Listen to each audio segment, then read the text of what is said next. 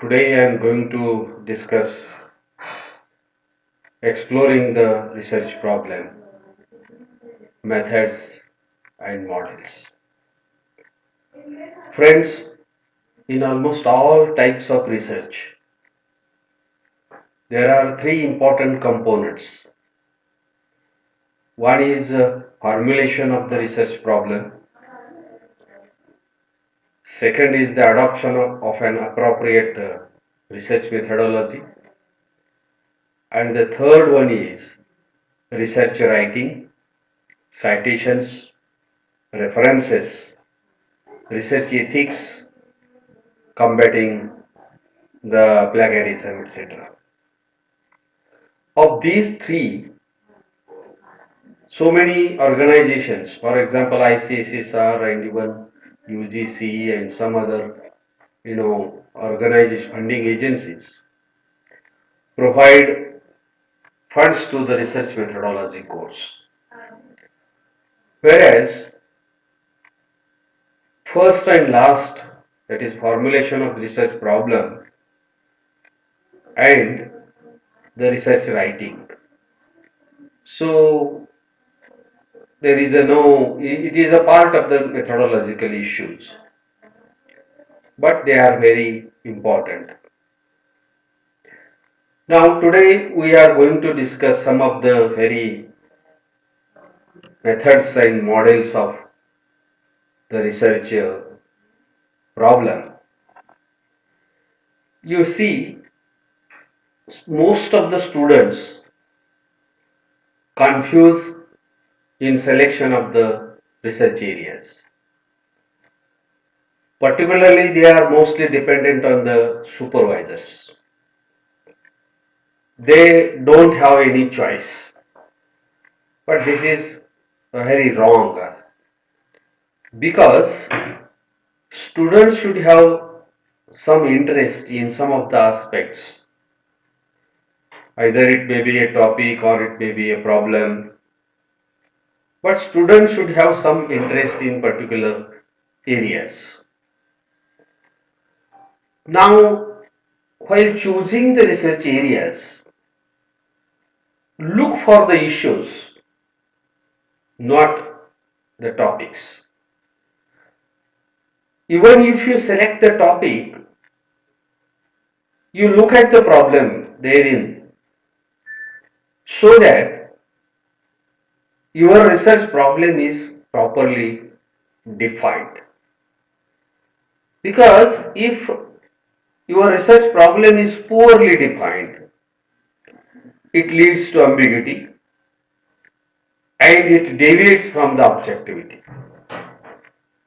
In that perspective, selection of the research problem is one of the very important tasks before the research students.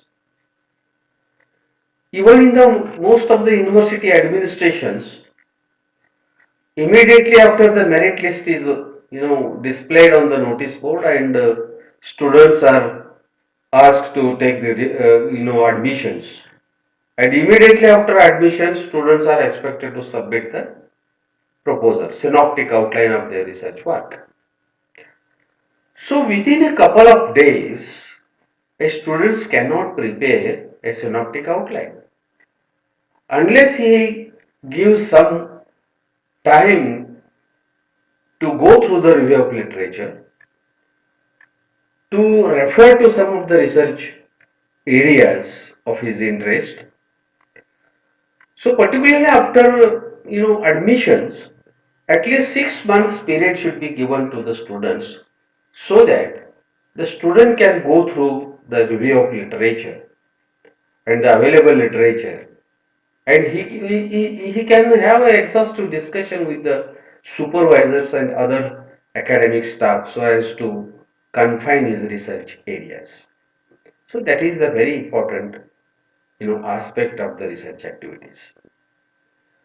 Now, what are the criteria for selecting research problem? You should be highly motivated to embark upon the research studies because your motivation is very important. of late, most of the students couldn't get pass in NET and SET examination. And what is the alternative? Alternative is going for the research or PhD. So in that way, so motivation and interest is not being created. So the interest and motivation and giving some time and even giving some time to refer to the literature is a very important task before the students. The second criteria is, are you really interested in that particular problem or topic?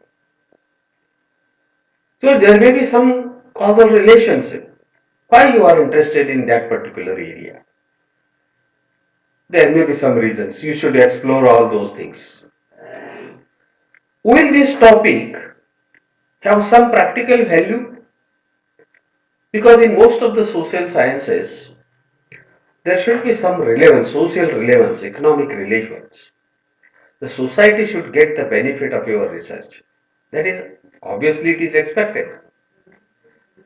So, in that perspective, the criteria of selecting the research problem depends upon, motivation, observations, experience, and your urge, need to go for that particular research problem. Then the question arises, why to define the research problem then? What is the relevance of that? Defining the research problem is like you are confining your destination of your journey, where you are expected to go. So, unless this is been very perfectly defined, you cannot proceed towards the corresponding stages of the research activities. There are so many determinants of research deliverables, because go on asking questions yourself, what you will do when you select a particular topic, what you will do, will it withstand scientific scrutiny? If suppose you are going to apply for some of the funding agencies, then the research experts who are making your interviews a very scrutiny, a type of scrutiny is being done there, and in that you should be very answerable. Even you should be able to explain before the non-expert persons. That is a very important task. Expert can understand, but non-experts should understand your problem. So how you will do it? What you may achieve from all these activities? So in that perspective, you will see there are two important reasons. One is, think through the process, because it is a stepwise process. So what would be the first, what would be the second, what would be the third step? So you should proceed like this. And the second very important reason is, communicate your thoughts to strengthen your willpower to go for a particular research areas. You should discuss with not only your supervisor, supervisor is a must, you will discuss with him or her, but simultaneously there are other experts. So seek advice from those things. Seek advice from your friends. Seek advice from, you go on explaining those things before a team of your friends. So then questions arises. So you should be able to answer those questions. So that would be the best process to go for a particular research. Then what is the agenda of doing research? Research philosophy and research model is a must, because when you are selecting a particular problem, exploring it with certain methodological issues, and then you are making some samples, field work, analyzing the data with some of the very perfectly applied tools, and then you will be able to prepare your philosophical ideology about your research. So you will build your model. So that would be an addition to the literature. So that is expected from the research activities. Specify the concept and the statements. Primary research requires primary resources. Secondary research requires secondary resources, data resources. So in some of the cases you will see people are very fond of making some field works. But is it necessary? Field work is necessary. What is the time of your field work? What is the size of sampling? How you have selected the sampling? Whether it is a probable sampling or non-probable sampling? And which tools you are applying? Parametric tools you are applying or non-parametric tools you are applying? So these are the very important questions that the researcher should understand. Because researcher is an unbiased person. Bias they should be avoided from all those things. Sometimes what happens, this is my district, so I am working on the district. This is my organization, so I am very much interested in making some research on that particular organization. So this should not be the case. There should be some justifications. Why you are going for a particular state or particular district or particular organization? What is the reason? So you should be very perfectly able to explain all those things. Then will be it would be one of the best piece of work that you can do in that research. Similarly, you will see some problem tree is to be developed. So that will very much helpful for model building. Particularly, this is an example. You take for example food security. Food security or secured food system. Why? Instead of going for the food security, why you are going for the secured food system? Or why you are going for the food security? If it is food security, then there are two aspects. The first aspect has different subsections. Second aspect has some subsections. Then subsection under subsections. So go on building like this. So that will be very useful for building your model. So when you put a statement, I start working on that particular research areas. So there are different facets of your problem areas. So making a problem tree and keep asking why it is so. So then it would be a model building process, and that model building process will definitely help you to be on the track of the research topic. What are the sources of ideas? From where you will get it? Because once you are crudely interested in particular research areas, then what are the sources of ideas? So your ideas should be checked by the experts, by your supervisors, by your teachers, by some of your academic friends. So the problem encountered in day-to-day life, or if you are in the profession, then that profession may have some questions, may have some problems. In academics, if you are interested in a particular topic of the particular subject, Then within that topic, find out the problem. Don't select the, directly don't select the topic.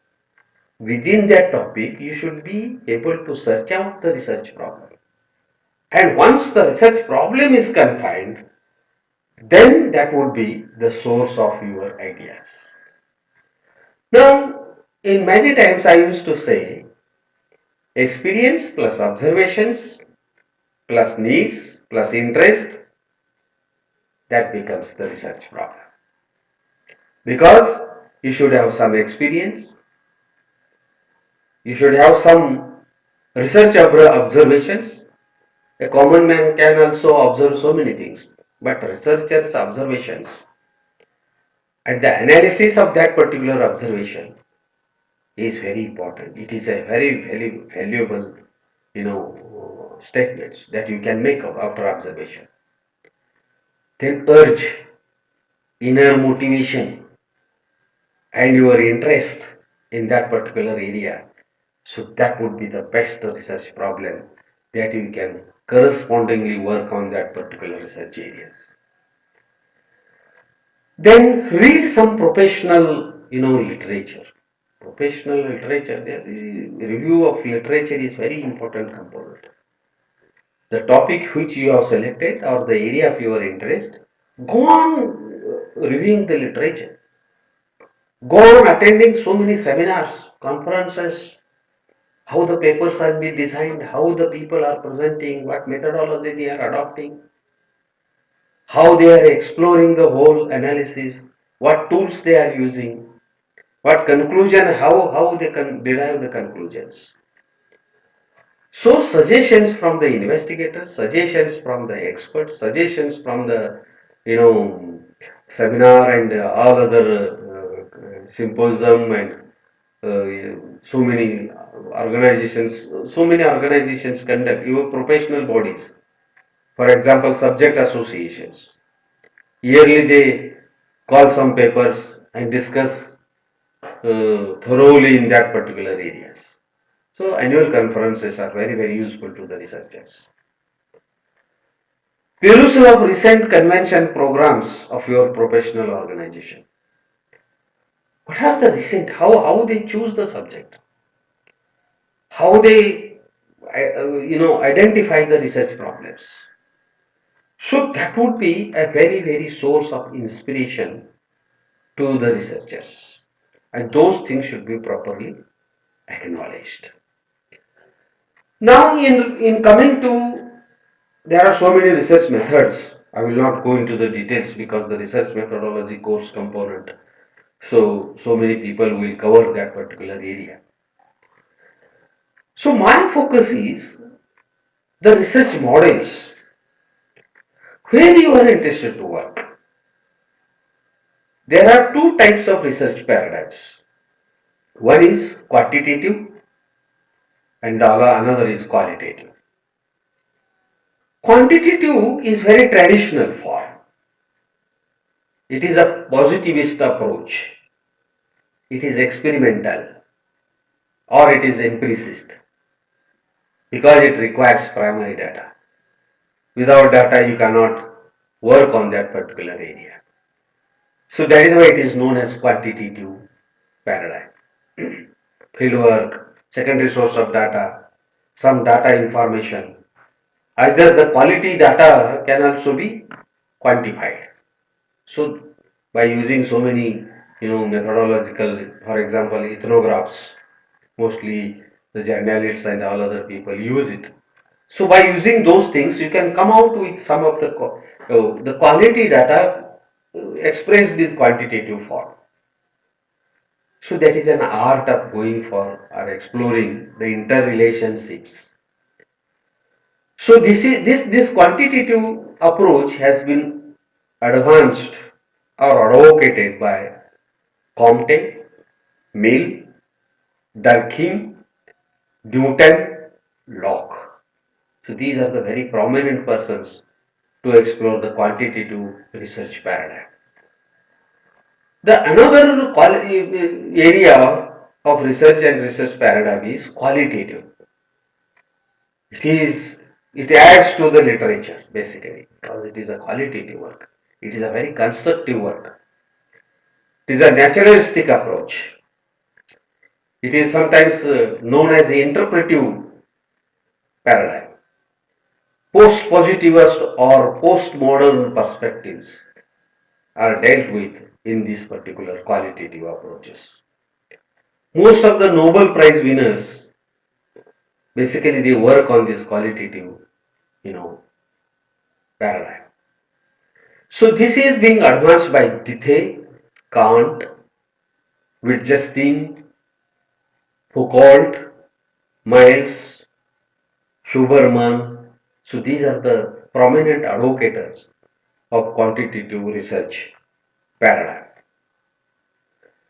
Now, you see, there are so many methodological issues where our research stands. Because without assumptions, we cannot proceed towards the approach. And there are five types of, you know, assumptions.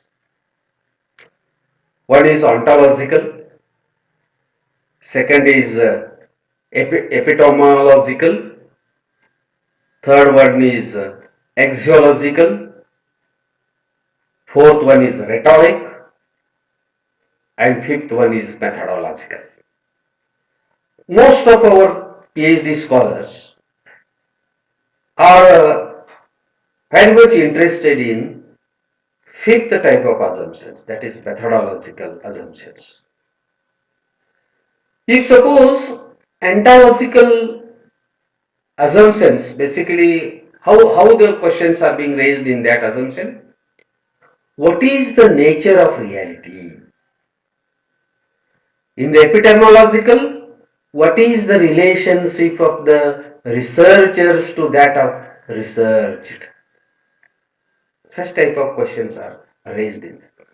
In the axiological aspect, what is the role of the values? So questions like this are raised. In the rhetoric, you will see what is the language of the research. And last one, which is very familiar to our research scholar, is what is the process of research. So it is a methodology because methodological assumptions requires process of research design is to be acknowledged. If it is a quantitative form, you look at that. I will prefer on the fifth one because mostly our research students are concentrating on that particular assumption. You look at this.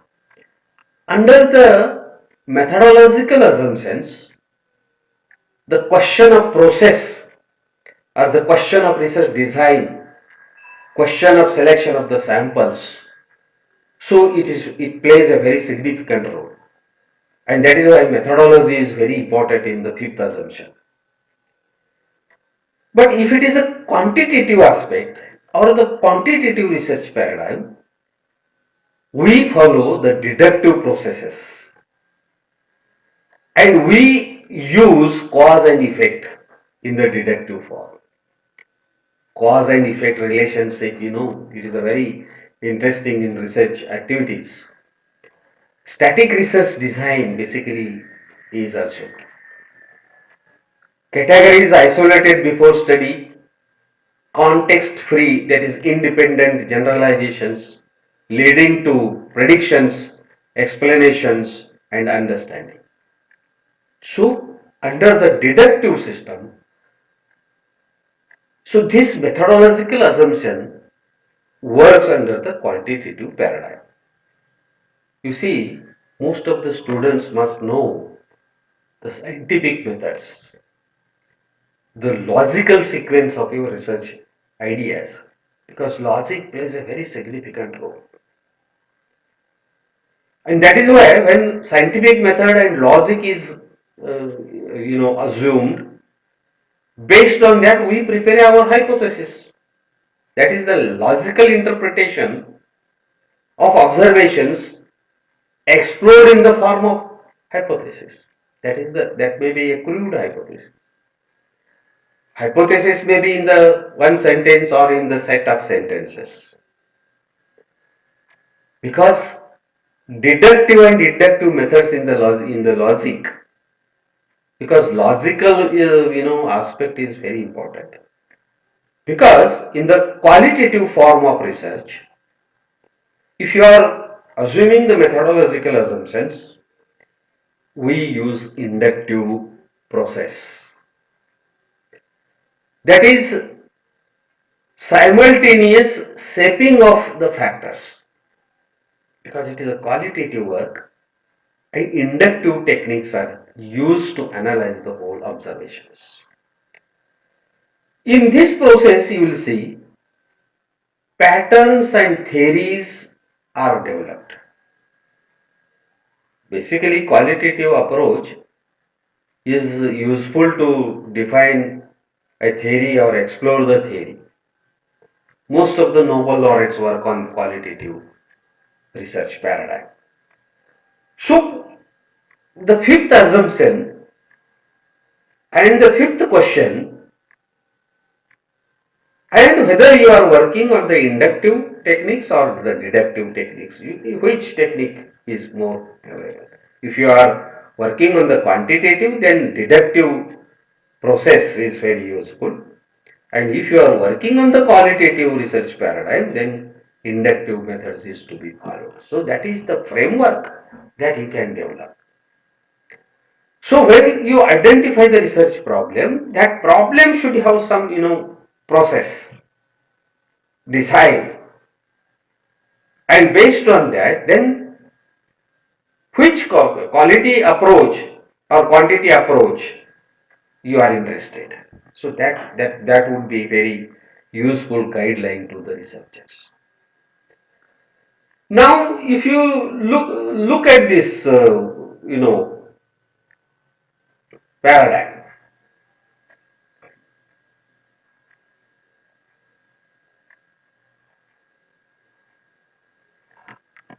Now, there are 10 important steps in the research process, and that research process starts with big question. What is the big question? Big question is nothing but your research problem. That you can term it as the big question. Then the second step is, so what is the relevance? Why am I interested? What is the relevance of this problem to the country, to the individuals, to the organizations? What is the relevance? Then if you are confined to those relations, then go for the hypothesis. What is the hypothesis? You can decide.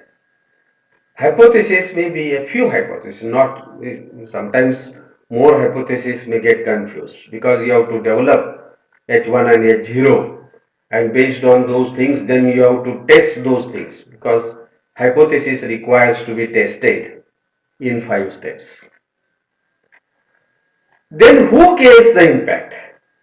The fourth important aspect is who carries the impact? What would be the impact and who cares those things? Because that would be a source of policy decisions. Then why now? Why it is being selected and why you are interested to work? Why now? And similarly, why me? What methodology we are going to follow? And then you will close the whole process. You will close the whole process. So when a big questions, that is the research problem, you select, and the whole process goes through the 10 steps, and then your research problem will be okay. Because if you are working in quantitative or qualitative, then it requires some data tools, some assumptions, some hypotheses, and testing of those hypotheses through using the quantitative techniques. That can be perfectly confined. Now look at this diagram.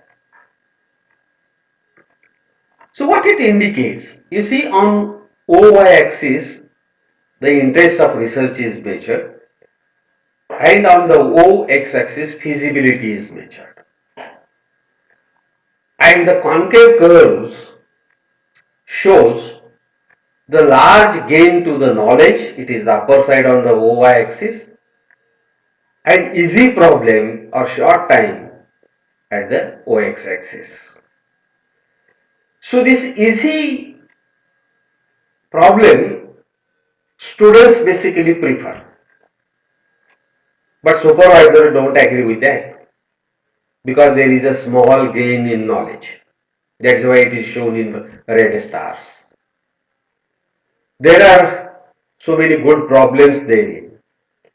But if a student is very much interested in working on the OY axis, the large gain knowledge point, so that is being accepted by the investigators as supervisors. But it is very difficult because capability of the student should be taken into account.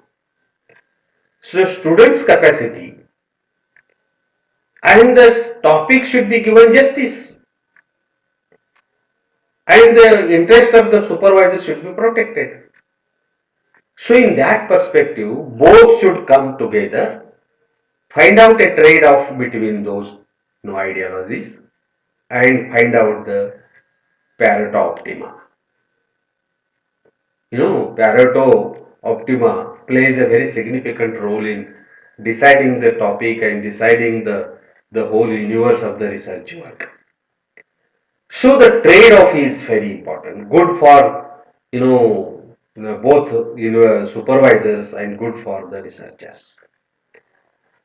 Once your problem is very very scientific and you are interested to work on those problems, then your research will be world recognized. That's why selection of the perfect research problem is an important task before the researchers. Otherwise, some case study and some other, here and there collection of some secondary source of data, making some field work, whatever the questions are asked, the answers are being given by the respondents, and based on those other, other responses, we are exploring the whole analysis. So, in that perspective, the reality should be taken note of. In foreign countries, you will see the field work is being attended by the supervisors along with the students. Because whether the field work is, qualitative or not. If field work is not required, then what is the use of it? It should not be demographic information of the samples. So many times it happens like that. When you prepare the structured questionnaires, half of the part is related to the demographic characteristics, and then half of the other part, questions yes or no, questions yes or no, questions yes or no. Yes or no has no meaning. Out of 100, some people will be doing, responding yes, some will be not. So this is the mere statistical, analysis, and that has no value at all. That is why the field work should be very, very perfect, and it is totally relevant to the big problem that you are interested to work on. Now, coming to the steps of the good research design. What are the 10 steps? The first step is problem, understanding the problem, understanding the realities, making your observations very scientific, and encouraging your interests and needs. That would be the perfect, research area that you can undertake. Undergraduate research or beginners, those who are very much interested only because of the degree, PhD degree, they should be very very cautious about this.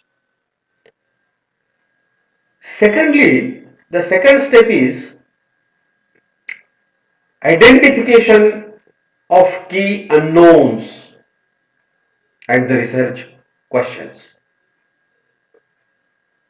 because unknowns and known factors should be acknowledged related to your big question.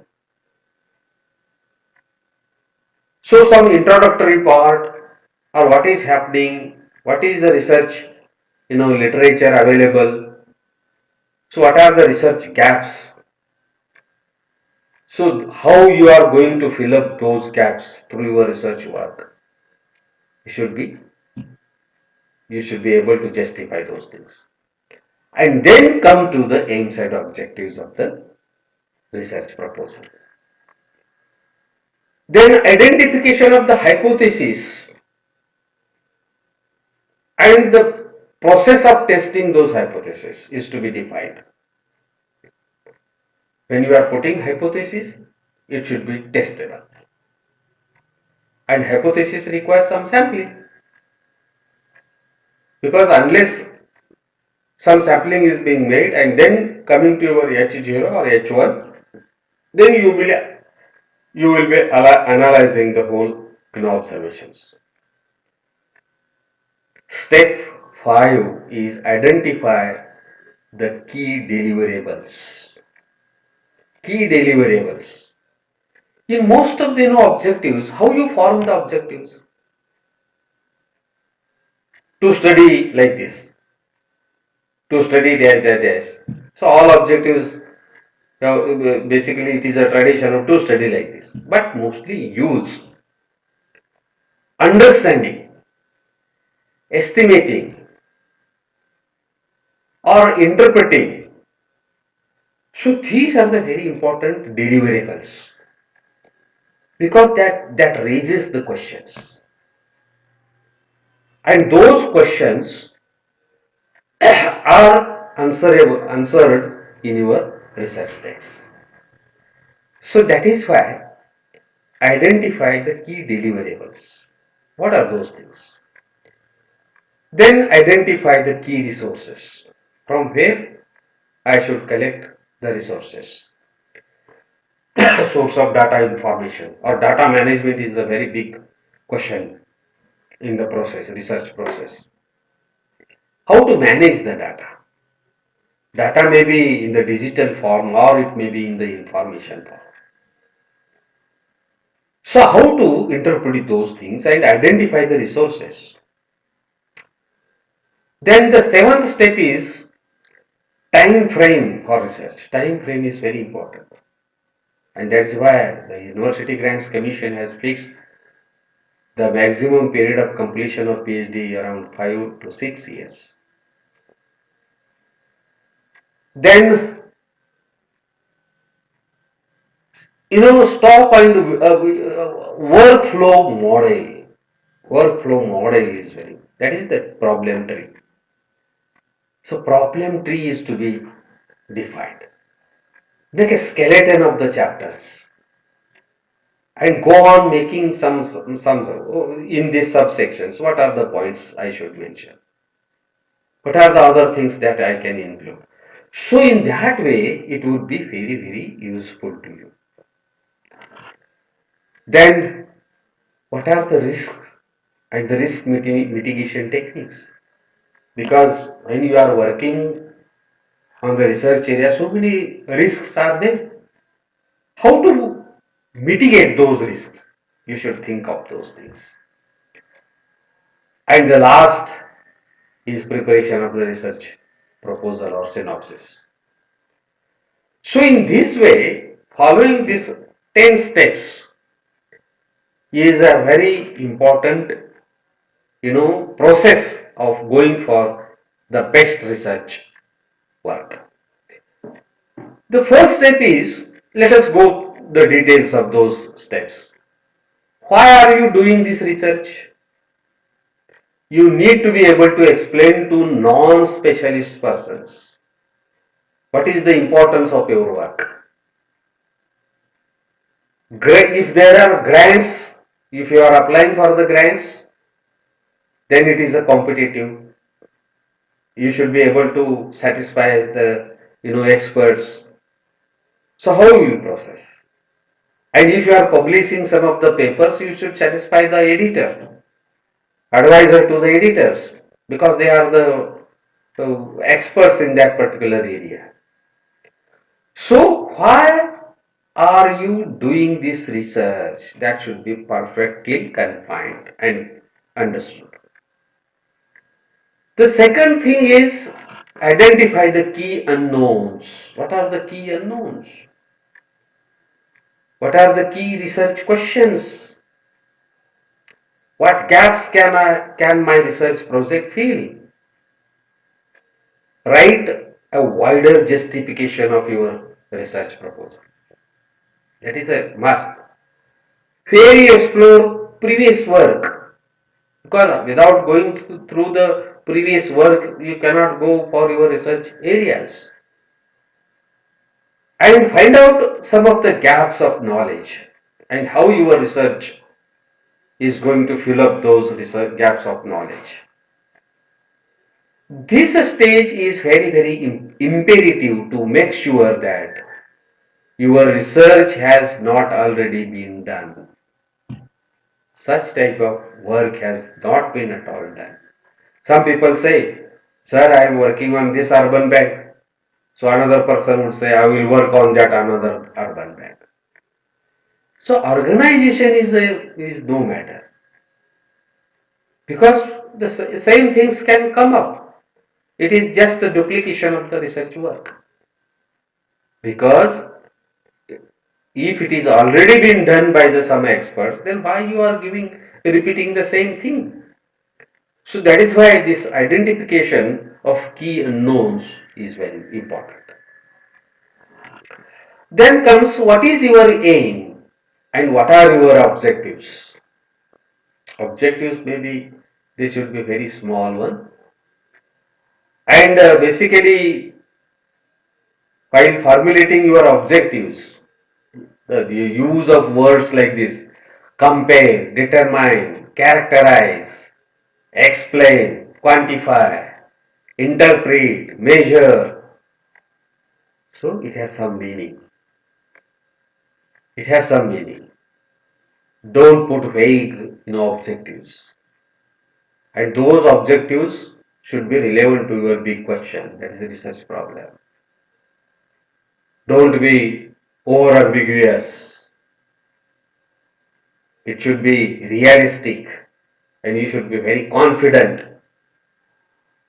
And the process should be encouraging. What is the next? What is the next? So clear, precise, and very simple few objectives can be explored. Then fourth step, what hypothesis are you testing? Because testing is very important. There are 5 steps of testing the hypothesis. Because H1, H0, sometimes some experts would say that when you are putting H1, put H0 also. But the sense of putting H0 is to be taken into account. Only putting no and not, negative hypothesis, is not H0. Basically, the opposite of the statement H1. What would be the case? So that would be very, very logical. That should be very logical. It is not so simple. Putting only not, it may become negative H0. But logical sequence should be properly understood. So the false, hypothesis may create so many problems in the research process.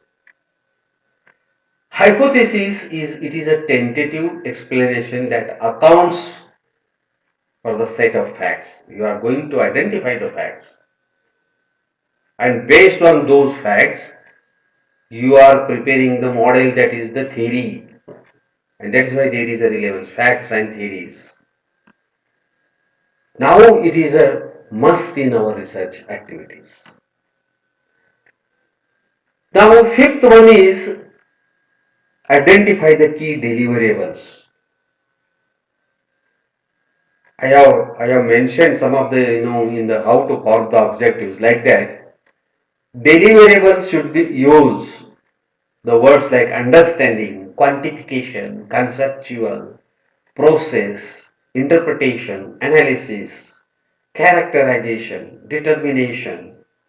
So those things are very important.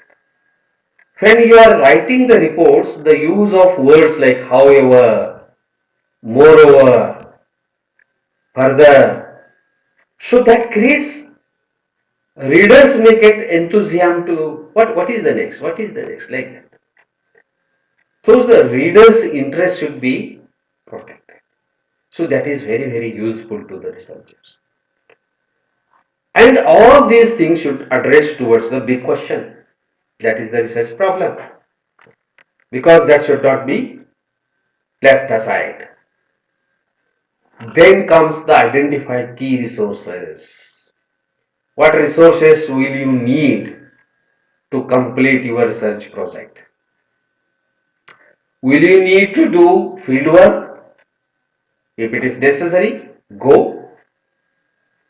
Bhaviskar and Atwood have given a very simple, small pamphlet, The Field and Field Worker. It's very readable. The researchers, those who are dependent on field work, they should read it. Will you need specific computer resources? There are so many spaces packages. We use there. We use statistical analysis or tools are so available. So in that particular, imagination, the resources should be properly identified, particularly the field, the sampling, the questionnaire, observation, open-ended or close-ended questionnaire, and how to tabulate those things, how to analyze those things, how to quantify those things, how quality the information or the data, how to quantify it. So like that, you should be able to identify the key resources. Then time frame.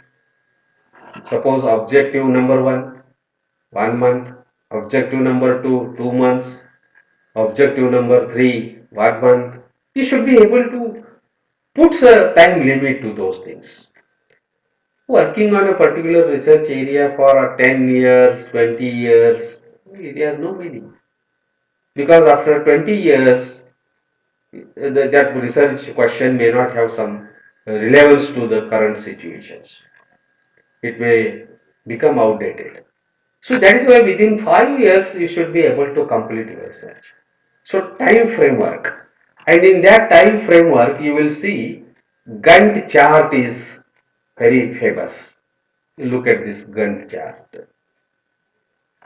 Objective 1, Objective 2, Objective 3, Objective 4, analysis, then its outcome, then first month, second month, like this. You prepare the time frame so that you will be able to complete your research work within stipulated time. The eighth step is draw up a workflow model.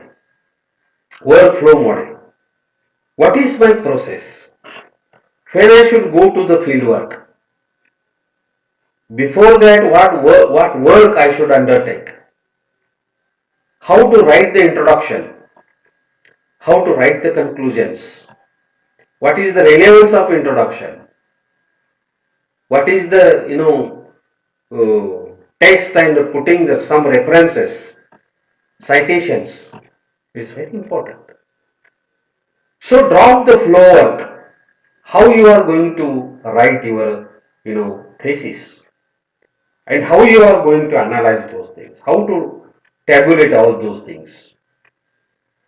So in that perspective, the use of deliverables, writing language, similarly the hypothesis testing process, its results, and the logic addressed to your big question. That is the research problem. It should be correlated and there should be a perfect linkages in between all those steps. Then risk and risk mitigation. So many people work and then say, sir, data is not available, so what can I do? That is a big risk. How to mitigate those things? because half work is being done. And now you are saying that data is not available, people are not going to provide those things. Since it is a private company or the private asset, the private people cannot give their secrets. So they identify the risk, identify the mitigation of those such risks. So it is a very important thing. Otherwise, so many problems may come up. If you are working on the environmental issues, so risk and risk mitigation is very, very perfect. So science and technology people can also face such type of problem. At the last is undertake the research work. Now you will be very perfect. So in that way, if it is being processed like this, then you will be able to understand the research problem. So what is the necessity? Necessity is your interest, your motivation, your observation, your experience is very important. Because always we used to say a teacher is a person who is one step ahead the society. He always remains one step ahead than the society. I would say a researcher is one who is 10 steps ahead than the society. And then it is a common man. So you are 10 steps ahead than the common man. So your logic, your interpretation, your statements are very, very valuable because you are the expert in your areas. And that is why a teacher who is highly educated, a learned person in the society, he should undertake the research because he is the only person to undertake such type of research because he is the expert in his area. No other people, can work on that particular research area. And that is why mostly the people who are engaged in senior colleges and the university system, they should be researchers. Some research component should be undertaken and it is being explored for the benefit of the society, for the benefit of the country. Work, if you work on a particular issue and you come up with a specific model and the outcome, then you becomes the world famous person in academics. You see, only one research project for your PhD or for your research degrees. So that will take you to the international level. So that is why selection of the problem, its exploration, stepwise process, formation of objectives and hypotheses, testing of hypotheses in 5 steps, then making the field work perfect. The field should be a representative to your big question. And then you can proceed towards research writing using some quantitative techniques and going for the techniques of research writing, report writing. So that will be the very, very useful process and encouraging process. Mostly, I would suggest some of the researchers, those who are interested to read so many things about this, you go through the Prelude University website. The Prelude University it is in France. They have worked a very tremendous work has been done. How to define research, how to make paragraphs, what is the introduction, how to conclude the whole analysis, how to make a research design. You just go on the Prelude University website and refer all these literature is available there. So it will be very, very useful to your research. And that would be a very perfect and useful research work that is being accepted by the society and the academics.